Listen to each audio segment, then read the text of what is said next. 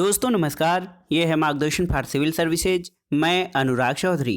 दोस्तों आज की वीडियो में हम पढ़ेंगे समसामयिक घटना चक्र द्वारा प्रकाशित जीएस दृष्टि भारतीय इतिहास के अंतर्गत मध्यकालीन भारतीय इतिहास का चौथा भाग, जिसमें आज की वीडियो में हम सूफी आंदोलन, सल्तनत काल और मुगल वंश से संबंधित बाबर, हुमायूं, शेरशाह, अकबर, जहांगीर, शाहजहां और औरंगजेब से संबंधित महत्वपूर्ण परीक्षा उपयोगी प्रश्नों को कवर करेंगे। दोस्तों ये वीडियो सभी प्रतियोगी परीक्षाओं के सामान्य अध्ययन के इतिहास खंड के लिए बहुत ही उपयोगी है। तो आइए शुरू करते हैं आज का वीडियो। सभी परीक्षाओं के लिए उपयोगी और महत्वपूर्ण भारतीय इतिहास के अंतर्गत मध्यकालीन भारत का भाग 4। दोस्तों इसमें सबसे पहले हम सूफी आंदोलन से संबंधित महत्वपूर्ण प्रश्नों को देखेंगे, जो परीक्षाओं के लिए अति महत्वपूर्ण और जो है उपयोगी है। देखिए दोस्तों, सूफी आंदोलन में सबसे पहले देखते हैं चिश्तिया सूफी मत के बारे में। दोस्तों इसकी स्थापना चिश्त अफगानिस्तान में की गई थी और संस्थापक जो हैं ये अबू इसहाक शमी चिश्ती ये गुरु थे और ख्वाजा अबू अहमद अब्दाल जो हैं ये शिष्य थे। तो चिश्तिया सूफी मत जो है इसकी स्थापना चिश्त अफगानिस्तान में की गई थी और इसके संस्थापक अबू इसहाक शमी चिश्ती गुरु थे और ख्वाजा अबू अहमद अब्दाल ये इनके शिष्य थे। दोस्तों चिश्ती सूफी मत में सबसे महत्वपूर्ण ख्वाजा मोइनुद्दीन चिश्ती रहे और मोहम्मद गोरी की सेना के साथ इनका भारत आगमन हुआ और ख्वाजा मोइनुद्दीन चिश्ती ने अपना निवास स्थान अजमेर में बनाया। दोस्तों भारत में सर्वप्रथम प्रचारक ख्वाजा मोइनुद्दीन चिश्ती थे और इनकी मृत्यु 1236 ईस्वी में हुई। इनके गुरु दोस्तों ख्वाजा उस्मान चिश्ती हरूनी थे और इनके प्रमुख शिष्यों में कुतुबुद्दीन बख्तियार काकी महत्वपूर्ण रहे। आइए देखते हैं दोस्तों बाबा फरीद के बारे में। तो देखिए बाबा फरीद दोस्तों इन्होंने चिश्ती सिलसिले को भारत में बहुत ही लोकप्रिय बनाया और बाबा फरीद बलवन के दामाद थे और इनकी रचनाएं गुरु ग्रंथ साहब में संकलित हैं। अगले जो चिश्ती सिलसिला से संबंधित हैं उसमें निजामुद्दीन औलिया। दोस्तों इनके निजामुद्दीन औलिया के आध्यात्मिक गुरु बाबा फरीद थे। इनकी मृत्यु 1325 ईस्वी में हुई और इनकी दरगाह दिल्ली में स्थित है। दोस्तों निजामुद्दीन औलिया ने 7 सुल्तानों का शासन देखा था। इनको 7 सुल्तानों का समकालीन कहा जाता है और इनके अन्य नामों में दोस्तों निजामुद्दीन औलिया को महबूब ए इलाही और सुल्तान उल औलिया यानी संतों का राजा भी कहा जाता है। दोस्तों देखिए निजामुद्दीन औलिया ने अलाउद्दीन खिलजी से मिलने से इनकार कर दिया था। ये बहुत ही महत्वपूर्ण है। दोस्तों अलाउद्दीन खिलजी से इनकार करने वाले जो सूफी संत थे ये निजामुद्दीन औलिया थे। अब आइए देखते हैं दोस्तों शेख सलीम चिश्ती के बारे में। तो देखिए शेख सलीम चिश्ती दोस्तों ये बहुत ही महत्वपूर्ण हैं और चिश्ती शाखा के अंतिम सूफियों में से एक हैं। इन्होंने शेख उल हिंद की उपाधि धारण की थी और जहांगीर का जन्म इनके आशीर्वाद से हुआ था, ऐसी मान्यता है। तो शेख सलीम चिश्ती चिश्ती शाखा के अंतिम सूफी थे। शेख उल हिंद की उपाधि इनको प्राप्त है और जहांगीर का जन्म इनके आशीर्वाद से हुआ था, ऐसी मान्यता है। कादरी शाखा के बारे में जानते हैं। दोस्तों कादरी शाखा के संस्थापक शेख मोइनुद्दीन कादिर जिलानी थे जो कि बगदाद के थे और प्रथम प्रचारक भारत में शाह नियामतुल्लाह और मखदूम जिलानी थे। तो कादरी शाखा इसके संस्थापक शेख मुहिउद्दीन कादिर जिलानी जो बगदाद से संबंधित थे, लेकिन भारत में प्रथम प्रचारक कादरी शाखा के शाह नियामतुल्लाह और मखदूम जिलानी थे। अब आइए देखते हैं दोस्तों महत्वपूर्ण नक्शबंदी सिलसिला के बारे में। तो दोस्तों नक्शबंदी सिलसिला जो था इसकी स्थापना 14वीं शताब्दी में हुई और इसकी स्थापना ख्वाजा बहाउद्दीन नक्शबंद ने की थी और इन्हीं के नाम पर इस सिलसिले को नक्शबंदी सिलसिला कहा जाता है। ख्वाजा ख्वांद महमूद ने कश्मीर को अपना केंद्र बनाया। दोस्तों यहाँ पर देखिए संस्थापक जो हैं वो ख्वाजा बहाउद्दीन नक्शबंद थे और ख्वाजा ख्वांद महमूद ने कश्मीर को अपना केंद्र बनाया और ख्वाजा बकी बिल्लाह भारत में मुख्य प्रचारक रहे नक्शबंदी सिलसिला का। इसके अलावा दोस्तों भारत में मुख्य प्रचारक कौन थे? तो देखिए भारत में मुख्य प्रचारक जो हैं ये शेख अहमद सरहिंदी और बकी बिल्लाह के शिष्य थे। बजहुत उल सुहूद का प्रतिपादन इन्होंने किया था। मुजद्दिद क्या है दोस्तों? मुजद्दिद जो है वो इस्लाम धर्म के सुधारक को कहा जाता है और नक्शबंदी सिलसिले ने संगीत का विरोध किया, अकबर की उदार नीतियों का विरोध किया और इसके प्रसिद्ध अनुयायियों में औरंगजेब का नाम महत्वपूर्ण है। आइए कुछ महत्वपूर्ण तथ्यों को देख लेते हैं। दोस्तों, सूफी संत शाह मोहम्मद गौस ने कृष्ण को क्या स्वीकार किया था? तो औलिया के रूप में। सूफी संतों के निवास स्थान का क्या नाम है? खानकाह था। सूफी संगीत समारोह का नाम क्या था? तो समा कहते थे उसको। इस्लाम के धार्मिक कानूनों के विद्वानों को क्या कहा जाता था? उलेमा। प्रेम वाटिका काव्य ग्रंथ की रचना किसने की थी? तो रसखान ने। रसखान मुस्लिम कवि थे लेकिन इन्होंने कृष्ण भक्ति पदों की रचना की है। पद्मावत, अखरावट और आखिरी कलाम किसकी रचनाएं हैं? तो मलिक मोहम्मद जायसी की। इसके अलावा एक प्रश्न आता है कि तुलसीदास जो कि राम भक्त कवि थे ये किसके समकालीन थे? तो अकबर और जहांगीर के समकालीन थे। भारत का सादी किसे कहा गया है? अमीर हसन को। और ईसा मसीह का जन्म हुआ था यहूदिया प्रांत के बेथलेहम नामक स्थान पर ईसा मसीह का जन्म हुआ था।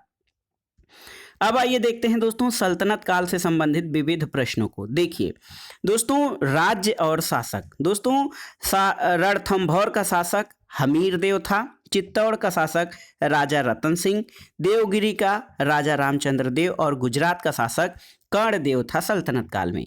इसके अलावा दोस्तों यहाँ पर देखिए फरिश्ता का पूरा नाम मोहम्मद कासिम हिंदू शाह था। कुछ समय तक वह अहमदनगर के शासक थे और मुर्तजा निजाम शाह का दरबारी विद्वान था। तो दोस्तों बहुत ही महत्वपूर्ण रहा। फरिश्ता जो है ये कुछ समय तक अहमदनगर के शासक और मुर्तजा निजाम शाह का दरबारी विद्वान था। तारीख़ फरिश्ता पुस्तक जो है ये बीजापुर के शासक इब्राहिम आदिल शाह को समर्पित है। तहकीक हिंद दोस्तों, तो तहकीक हिंद के रचयिता अलबरूनी हैं और ये पुस्तक अरबी भाषा में लिखी गई है। इसका अंग्रेजी अनुवाद एडवर्ड साची ने किया है और हिंदी अनुवाद रजनीकांत शर्मा के द्वारा किया गया है। कीर्ति स्तंभ के बारे में प्रश्न पूछा जाता है कि कीर्ति स्तंभ का निर्माण किसने करवाया? तो राणा कुंभा द्वारा मालवा विजय के उपलक्ष्य में कीर्ति स्तंभ का निर्माण करवाया गया था और ये जैता द्वारा निर्मित है। दोस्तों कीर्ति स्तंभ के प्रशस्तिकार अत्रि और महेश हैं। अब आइए देखते हैं रियासत और उनके शासकों के बारे में। दोस्तों देखिए रियासत जो है मदुरै, इसके वीर पांड्य शासक थे। देवगिरी के शंकर देव और होयसल के वीर बल्लाल थे। वारंगल के प्रताप रुद्र देव द्वितीय थे। अब आइए देखते हैं दोस्तों सल्तनत काल के महत्वपूर्ण युद्ध जो है उनका वर्ष। तो एक तालीकोटा का युद्ध जो था 1565 ईस्वी में लड़ा गया। 1194 में चंदावर का युद्ध लड़ा गया था और तैमूर का आक्रमण दोस्तों 1398 ईस्वी में हुआ था और 1529 में घाघरा का युद्ध हुआ था। आपके लिए एक प्रश्न है कि घाघरा युद्ध जो 1529 में हुआ था ये किनके बीच हुआ था? आइए देख लेते हैं दोस्तों कुछ प्रशासनिक विभाग सल्तनत काल के और उनके प्रारंभकर्ता शासकों के बारे में। दीवाने मुस्तखराज जो कि राजस्व विभाग था, इसका प्रारंभ अलाउद्दीन खिलजी ने किया। दीवाने रियासत बाजार नियंत्रण विभाग था, अलाउद्दीन खिलजी के द्वारा स्थापित किया गया। कृषि विभाग जिसको दीवान ए अमीर को ही कहा जाता था, मोहम्मद बिन तुगलक ने इसकी स्थापना की। दीवाने खैरात जो कि दान विभाग था, फिरोज तुगलक के द्वारा स्थापित किया गया था। और दीवाने बंदगान दास विभाग फिरोज तुगलक द्वारा प्रारंभ किया गया था। कुछ महत्वपूर्ण तथ्यों को देख लेते हैं दोस्तों परीक्षाओं की दृष्टि से। होयसल राजवंश की राजधानी द्वार समुद्र का वर्तमान नाम हलेबीड है जो कर्नाटक के हासन जिले में स्थित है। दोस्तों हलेबीड के वर्तमान मंदिरों में होयलेश्वर का प्राचीन मंदिर विख्यात है। बेल्लूर में अवस्थित होयसल काल में निर्मित चेन्ना केशव मंदिर का निर्माण किसने प्रारंभ करवाया था?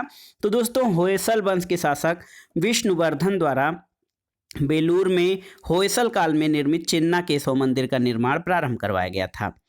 अगला प्रश्न है महमूद गजनवी के दरबार में प्रसिद्ध विद्वान और कवि फिरदौसी को कौन सी उपाधि दी गई है? तो इसको होमर ऑफ ईस्ट यानी पूर्व का होमर कहा गया है। फरिश्ता की पुस्तक तारीख़ फिरिश्ता का एक अन्य नाम क्या है? तो ये है गुलशन ए इब्राहिमी। अगला प्रश्न है, सल्तनत काल में इक्तादारों द्वारा सरकारी खजाने में जमा की जाने वाली अतिरिक्त राशि क्या कहा जाती थी? तो ये फवाजिल या फाजिल कहा जाता था, जो कि सल्तनत काल में इक्तादारों द्वारा सरकारी खजाने में अतिरिक्त राशि जो जमा कराई जाती थी। दोस्तों, सल्तनत काल के विविध प्रश्नों के बाद आइए देखते हैं मुगल वंश से संबंधित। सबसे पहले बाबर के बारे में हम जानेंगे। देखिए, बाबर के बारे में जो महत्वपूर्ण तथ्य है दोस्तों, बाबर का पूरा नाम जहीरुद्दीन मोहम्मद बाबर था। तो याद रखिए, बाबर का पूरा नाम जहीरुद्दीन मोहम्मद बाबर था और ये तुर्कों की चगताई शाखा से संबंधित था। बाबर के पिता का नाम उमर शेख मिर्जा और माता का नाम कुतलुग निगार खानम था और सरे पुल के युद्ध में 1501 ईस्वी में इसने सैबानी खां से परास्त हुआ और सैबानी खां द्वारा तुगलमा पद्धति का प्रयोग किया गया था। 1507 ईस्वी में इसने मिर्जा की उपाधि का त्याग करके नई उपाधि पादशाह धारण किया। दोस्तों, पानीपत का प्रथम युद्ध 21 अप्रैल 1526 को लड़ा गया और तुगलमा युद्ध नीति का प्रयोग करके इसने इब्राहिम लोदी को हराया था। 27 अप्रैल 1526 को बाबर ने स्वयं को बादशाह घोषित करके भारत में मुगल साम्राज्य की नींव डाली थी। तो देखिए, बहुत ही महत्वपूर्ण है। बाबर जो है जहीरुद्दीन मोहम्मद बाबर इसका पूरा नाम था और ये तुर्कों की चगताई शाखा से संबंधित था। अब आइए देखते हैं दोस्तों घाघरा का युद्ध। ये बार बार पूछा जाता है, पानीपत का युद्ध, घाघरा का युद्ध। तो घाघरा का युद्ध जो है 6 मई 1529 को बाबर और महमूद लोदी के बीच में हुआ था। और दोस्तों, यहाँ पर देखिए, बाबर की आत्मकथा का नाम क्या है? ये है तुझके बाबरी, या इसको बाबरनामा कहा जाता है। दोस्तों, बाबरनामा तुर्की भाषा में रचित है और बाबर ने बाबरनामा में 2 हिंदू राज्यों मेवाड़ और विजयनगर का उल्लेख किया है और बाबरनामा का फारसी में अनुवाद अब्दुल रहीम खान खाना द्वारा किया गया है। दोस्तों, बाबर का जो युद्ध नीति था उसमें तोपखाने का नेतृत्व उस्ताद अली कुली द्वारा किया गया। कलंदर की उपाधि बाबर को उदारता के कारण दी गई है और पानीपत के प्रथम युद्ध में तोपों का सर्वप्रथम प्रयोग बाबर के द्वारा किया गया था। दोस्तों, खानवा का युद्ध कब हुआ था? तो खानवा का युद्ध जो है 16 मार्च 1527 को बाबर और राणा सांगा के बीच हुआ था। बाबर द्वारा इसमें जिहाद की घोषणा की गई और युद्ध में विजय प्राप्ति के बाद बाबर गाजी काफिरों को मारने की उपाधि धारण किया था। गाजी की उपाधि जो कि काफिरों को मारने वाला होता है। अब आइए देखते हैं दोस्तों हुमायूं और शेरशाह के बारे में। देखिए, हुमायूं बाबर के पुत्रों में कामरान, अस्करी और हिंदाल में हुमायूं सबसे ज्येष्ठ था। इसकी मां माहम बेगम शिया थीं और 1532 ईस्वी में हुमायूं ने चुनार दुर्ग पर पहला आक्रमण किया और शेर खां द्वारा हुमायूं की अधीनता स्वीकार की गई। 4 प्रमुख युद्ध हुमायूं ने अपने शासनकाल में लड़े। देवरा का युद्ध 1532 में, जिसमें हुमायूं विजेता हुआ। चौसा का युद्ध 26 जून 1539 को शेर खां विजेता हुआ। इसके अलावा दोस्तों 17 मई 1540 को कन्नौज या बिलग्राम का युद्ध, जिसमें हुमायूं शेरशाह से परास्त हुआ और सरहिंद का युद्ध 22 जून 1555 को, जिसमें हुमायूं विजयी हुआ था। तो देवरा, चौसा, कन्नौज या बिलग्राम और सरहिंद के युद्ध, ये 4 प्रमुख युद्ध हैं जो हुमायूं से संबंधित हैं। अब देखते हैं दोस्तों शेरशाह के बारे में कुछ प्रमुख तथ्यों को। शेरशाह के बचपन का नाम फरीद था और इसने राजस्व, प्रशासनिक व्यवस्था, सैनिक व्यवस्था, करेंसी प्रणाली में सुधार किया। बंगाल में इसने सरकारों और जिलों में विभक्त किया था और शेरशाह दोस्तों शुद्ध सोने, चांदी और तांबे के सिक्कों का प्रचलन इसने करवाया। चांदी का रुपया और तांबे के दाम में विनिमय दर 1 और 64 का अनुपात था शेरशाह के समय में। कालिंजर विजय दोस्तों शेरशाह की अंतिम विजय थी, कालिंजर विजय, और इसकी मृत्यु इसी समय 22 मई 1545 को हुई थी। शेरशाह का मकबरा सासाराम बिहार में स्थित है और कृषकों की सहायता के लिए इसने पट्टा और कबूलियत प्रथा प्रारंभ करवाई। दिल्ली स्थित पुराना किला के भवनों का निर्माण करवाया और सड़क ए आजम यानी ग्रैंड ट्रंक रोड का निर्माण इसने करवाया, जो कि सोनार गांव बंगाल, जो भारत से लेकर लाहौर पाकिस्तान तक जाती थी, जिसको हम जीटी रोड कहते हैं। अब आइए देखते हैं दोस्तों अकबर के बारे में महत्वपूर्ण तथ्यों को। अकबर का जन्म 15 अक्टूबर 1542 को जो है हुआ था और 1556 में इसको बादशाह घोषित किया गया। बैरम खां इसका संरक्षक और वकील नियुक्त हुआ था। खाने खाना की उपाधि जो है बैरम खां को दी गई थी अकबर द्वारा। दोस्तों, आमेर के राजा बिहारी मल की पुत्री हरखाबाई से विवाह हुआ और जिससे सलीम यानी जहांगीर का जन्म हुआ था और ये चिश्तिया संप्रदाय का समर्थक था। कुछ महत्वपूर्ण वर्ष हैं। 1562 में इसने दास प्रथा को समाप्त किया, 1563 में तीर्थ यात्रा को और 1564 में जजिया कर को समाप्त किया। तो दास प्रथा, तीर्थ यात्रा, जजिया ये तीन हैं 1562, 1563 और 1564 ईस्वी। दोस्तों, अकबर ने बाल विवाह और सती प्रथा रोकने का भी प्रयास किया था। इसके अलावा देखिए कुछ महत्वपूर्ण जो है इसमें देखिए मीर बख्शी का पद जो होता था ये सैन्य विभाग का प्रमुख होता था मुगल काल में और सैन्य वेतन और संगठन का कार्य करता था। 1573 में अकबर ने घोड़े दागने की प्रथा का पुनः प्रचलन करवाया और 1574-75 ईस्वी में मनसबदारी के आधार पर सैन्य संगठन किया था। कुछ महत्वपूर्ण तथ्य और देख लेते हैं अकबर से संबंधित। तो देखिए दोस्तों, आईने दहसाला, तो अकबर द्वारा अपने शासन के 24वें वर्ष में आईने दहसाला पद्धति का प्रयोग किया गया, जिसका वास्तविक प्रणेता टोडरमल था। इसका अन्य नाम टोडरमल बंदोबस्त था। तौहीद ए इलाही क्या है? तौहीद ए इलाही इसका अन्य नाम दीन ए इलाही है और 1582 में अकबर ने दीन ए इलाही की स्थापना की। धर्मों के मूल सिद्धांत सम्मिलित कर इसे सर्वमान्य बनाने का प्रयास किया गया और वास्तव में दीन ए इलाही या तौहीद ए इलाही सूफी सर्वेश्वरवाद पर आधारित एक विचार पद्धति थी, जिसका प्रधान पुरोहित अबुल फजल था और दीन ए इलाही को हिंदुओं में केवल बीरबल के द्वारा स्वीकार किया गया था। आइए देखते हैं मनसबदारी व्यवस्था के बारे में। तो दोस्तों, मनसबदारी व्यवस्था अकबर द्वारा प्रारंभ किया गया। मनसब का अर्थ क्या होता है? श्रेणी या पद, और मनसबदार श्रेणी या पद प्राप्त अधिकारी होता था। मनसबदारी व्यवस्था दशमलव प्रणाली पर आधारित थी और इसको मध्य एशिया से ग्रहण किया गया था। अकबर ने मनसबदारी व्यवस्था शासनकाल के 11वें वर्ष में प्रारंभ की और 3 प्रकार के मनसबदार होते थे: मनसबदार, अमीर और अमीर आजम। कुछ महत्वपूर्ण परीक्षोपयोगी तथ्यों को देख लेते हैं। पर्सी ब्राउन ने तुर्की सुल्तान के महल को क्या कहा है? स्थापत्य कला का मोती। अकबर के गुजरात विजय के बाद सीकरी को क्या नाम दिया गया? फतेहपुर सीकरी। अकबर ने सिकंदरा का नाम क्या रखा था? बहिस्ताबाद। और अकबर ने अनुवाद विभाग की स्थापना किसकी अध्यक्षता में की थी? तो फैजी की अध्यक्षता में अकबर ने एक अनुवाद विभाग की स्थापना की थी। अगला प्रश्न है, इंग्लैंड की रानी एलिजाबेथ प्रथम का समकालीन भारतीय शासक कौन था? तो याद रखिएगा अकबर। अमेरिका की खोज का उल्लेख किसने किया है? अबुल फजल ने। और इबादत खाना की स्थापना कब हुई? 1575 में फतेहपुर सीकरी में इबादत खाना की स्थापना की गई थी। अकबर के बाद आइए जानते हैं जहांगीर से संबंधित महत्वपूर्ण प्रश्नों को। जहांगीर का जन्म 30 अगस्त 1569 को हुआ था और दोस्तों, मानबाई जो थी पहली पत्नी थी अंबर के राजा भगवान दास की पुत्री और राजा मानसिंह की बहन थी। ये जहांगीर की रानी थी मानबाई। जगत गोसाई दूसरी पत्नी थी उदय सिंह की पुत्री और शहजादा खुर्रम की माँ थी। इनका राज्याभिषेक यानी जहांगीर का राज्याभिषेक दोस्तों 1605 ईस्वी में आगरा किले में हुआ था और नूरुद्दीन मोहम्मद जहांगीर बादशाह गाजी की उपाधि के साथ इसका राज्याभिषेक हुआ था। दोस्तों, जहांगीर के समय में 2 अस्पा सिंह अस्पा क्या था? तो 2 अस्पा सवार पद के दुगुने घोड़े और सिंह अस्पा ये सवार पद के तिगुने घोड़े से संबंधित था।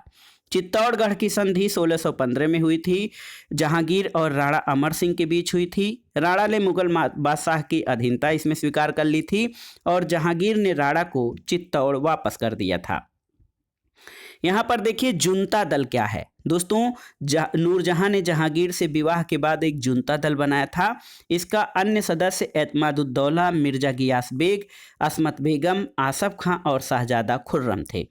शिष्टमंडल, तो दोस्तों जहांगीर के समय में जो शिष्टमंडल आया था उसमें विलियम हॉकिंस जो था ईस्ट इंडिया कंपनी का राजदूत और प्रतिनिधि था और मुगल दरबार में उपस्थित होने वाला पहला अंग्रेज याद रखिएगा विलियम हॉकिंस था। जहांगीर द्वारा इंग्लिश खां की उपाधि प्रदान की गई किसको? सर थॉमस रो को। ब्रिटेन के राजा बेंस प्रथम का दूत था सर थॉमस रो, और अजमेर में जहांगीर के दरबार में उपस्थित हुआ था। बादशाह के साथ शिकार खेलने भी गया था। दोस्तों फ्रांसिस्को पेलसर्ट क्या था, तो ये एक डच पर्यटक था और इसकी पुस्तक रिमांस्ट्रेंटी है जो कि फ्रांसिस्को पेलसर्ट द्वारा लिखी गई है। जहांगीर के शासनकाल में ये डच पर्यटक भारत आया था। अब आइए देखते हैं स्थापना या स्थापत्य साहित्य और चित्रकला से संबंधित कुछ महत्वपूर्ण प्रश्न। दोस्तों जहांगीर के समय के सर्वश्रेष्ठ चित्रकारों में उस्ताद मंसूर था जो कि पक्षी विशेषज्ञ चित्रकार था, और दोस्तों इसको नादिर उल असर की उपाधि दी गई थी। अबुल हसन इसको नादिर उज्जमा की उपाधि दी गई थी। व्यक्ति चित्र में महारत थी। और तुझके जहांगीरी, दोस्तों जहांगीर की आत्मकथा है जो कि फारसी भाषा में लिखी गई है। जहांगीर के मकबरा शाहदरा लाहौर में स्थित है। एतमादुद्दौला का मकबरा जो है ये अपने पिता मिर्जा गियास बेग की याद में नूरजहां ने बनवाया था, एतमादुद्दौला का मकबरा। और एतमादुद्दौला का मकबरा ये पूछता है पूर्णतया संगमरमर से निर्मित पहली कृति है जिसमें पित्रा-दुरा पद्धति का प्रयोग किया गया है। दोस्तों इसके बाद आइए देखते हैं शाहजहां से संबंधित महत्वपूर्ण प्रश्नों को। देखिए शाहजहां का जन्म 1592 ईस्वी में हुआ था। दोस्तों इनकी माता का नाम जगत गोसाई और पत्नी जो थी अर्जुमंद बानो बेगम मुमताज महल थी। राज्याभिषेक आगरा में हुआ था शाहजहां का, और राजधानी आगरा से दिल्ली इसने स्थानांतरित किया। इसकी उपाधियों में अब्दुल मुजफ्फर, शहाबुद्दीन मुजफ्फर, साहिब और किरण ए सानी था। तो दोस्तों शाहजहां की उपाधियां अबुल मुजफ्फर, शहाबुद्दीन मोहम्मद, साहिब और किरण ए सानी। दोस्तों साम्राज्य विस्तार अगर जो देखा जाए तो 1633 ईस्वी में अहमदनगर मुगल साम्राज्य में सम्मिलित हुआ और इसने गोलकुंडा और बीजापुर से संधि की। और औरंगजेब को 1636 से 1644 और फिर 1652 में दक्कन का सूबेदार नियुक्त किया था, और कंधार शाहजहां के समय अंतिम रूप से मुगलों के अधिकार से निकल गया था। तो ये प्रश्न पूछा जाता है कि कौन सा जो प्रदेश था वो शाहजहां के समय अंतिम रूप से मुगलों से निकल गया था, तो कंधार प्रदेश शाहजहां के समय अंतिम रूप से मुगलों से निकल गया था। दोस्तों शासनकाल की बात करें तो शाहजहां का शासनकाल मुगल काल का स्वर्णकाल की संज्ञा दी जाती है, और फारसी भाषा में दो शैली भारतीय फारसी और ईरानी फारसी का प्रचलन हुआ। कलीम को शाहजहां का राजकवि नियुक्त किया गया था, और कविंद्राचार्य दोस्तों शाहजहां के आश्रित कवि थे। कविंद्र कल्पलता की रचना इन्होंने की थी। बादशाह से निवेदन कर तीर्थ यात्रा का समापन इन्होंने करवाया और इनको सरस्वती की उपाधि दी गई थी। तो कविंद्राचार्य महत्वपूर्ण शाहजहां के आश्रित कवि थे। स्थापत्य के बारे में देखा जाए तो दिल्ली की जामा मस्जिद और आगरा का ताजमहल का निर्माण शाहजहां ने करवाया। इसके अलावा दीवाने आम, दीवाने खास, लाल किला, शीश महल, आगरा की मोती मस्जिद का निर्माण, ताजमहल की वास्तुकला में भारतीय, ईरानी और मध्य एशियाई वास्तुकला का संतुलित समन्वय है। इसके अलावा शाहजहां ने दोस्तों दिल्ली में शाहजहानाबाद नामक नए नगर की स्थापना की, और सिजदा और जमीन बोस की प्रथा को शाहजहां ने समाप्त कर दिया था। दोस्तों औरंगजेब के बारे में देखते हैं। औरंगजेब से संबंधित कुछ महत्वपूर्ण प्रश्न हैं। कौन सा शासक था या कौन मुगल बादशाह था जिसका 2 बार राज्याभिषेक हुआ, तो ये औरंगजेब था। पहला राज्याभिषेक इसका 31 जुलाई 1658 को और दूसरा 15 जून 1659 को हुआ था। उत्तराधिकार युद्ध औरंगजेब को लड़ना पड़ा था दोस्तों धर्मत में 15 अप्रैल 1658 को दारा सिकोह, जसवंत सिंह का साथ दारा सिकोह को मिला था, उसके विरुद्ध। सामूगढ़ का युद्ध जो था ये 29 मई 1658 को हुआ था, दारा सिकोह बनाम औरंगजेब और मुराद की संयुक्त सेना के बीच। पुरंदर की संधि दोस्तों औरंगजेब के शासनकाल में राजा जयसिंह और शिवाजी के मध्य जून 1665 में हुआ था। बीजापुर 1686 में, गोलकुंडा 1687 पर औरंगजेब ने अधिकार किया था। और दोस्तों एक महत्वपूर्ण तथ्य कि मुगल सेना में सर्वाधिक हिंदू सेनापति औरंगजेब के समय काल में थे, और शासनकाल का उत्तरार्ध जो था 31.6% सेनापति हिंदू थे और इसमें आधे से अधिक मराठे थे।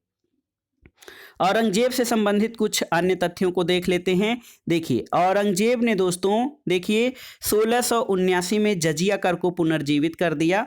इसने सिक्कों पर कलमा खुदवाना, नवरोज का त्यौहार मनाना, तुलादान और झरोखा दर्शन पर पाबंदी लगा दी। रबिया उद दौरानी के मकबरे का निर्माण करवाया गया आजम शाह के द्वारा। तो दोस्तों रबिया उद दौरानी के मकबरे का निर्माण जो है आजम शाह के द्वारा करवाया गया था। इसको अन्य नाम बीबी का मकबरा कहा जाता है और ये ताजमहल पर आधारित स्थापत्य कला शैली पर आधारित है, जिसको कि द्वितीय ताजमहल की उपाधि दी जाती है। दोस्तों दिल्ली के लाल किले में मोती मस्जिद का निर्माण औरंगजेब ने करवाया। और दोस्तों यहाँ पर देखिए, यहाँ पर कि जहाँ आरा को साहिबात उज जमानी की उपाधि इसने दिया और संत समर्थ रामदास इसके समकालीन थे। तो दोस्तों ये था आज का वीडियो, जिसमें आपने सूफी आंदोलन, सल्तनत काल और मुगल वंश से संबंधित महत्वपूर्ण शासकों के जो प्रश्न बन सकते हैं परीक्षाओं की दृष्टि से, उनको आपने कवर किया, जो आगामी परीक्षाओं के लिए, रिवीजन के लिए और तैयारी की दृष्टि से बहुत ही उपयोगी हैं। आप इन प्रश्नों को तैयार कर लीजिएगा। दोस्तों वीडियो आपको कैसा लगा हमें कमेंट बॉक्स में ज़रूर बताइएगा। वीडियो को लाइक करें, शेयर करें और इस चैनल मार्गदर्शन फॉर सिविल सर्विसेज को सब्सक्राइब करें। वीडियो देखने के लिए धन्यवाद दोस्तों, नमस्कार।